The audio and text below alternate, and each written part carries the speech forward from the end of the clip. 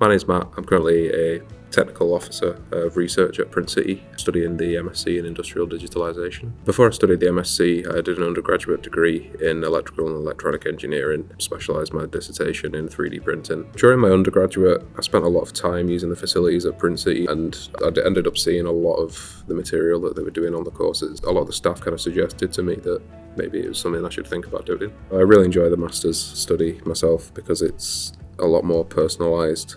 I feel like I can change each unit rather than picking from a lot of subjects that necessarily won't be to your taste.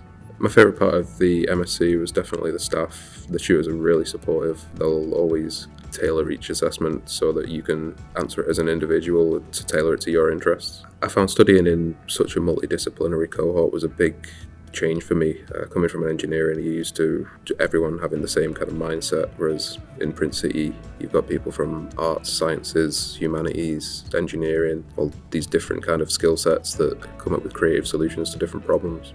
Studying the MSc, particularly a lot of experience from having the external speakers, has kind of helped me get an overall picture of what the industry's like at the moment. You get a lot of perspective as to what problems each industry is facing at the moment, how you might want to go into a job trying to solve any of these particular problems.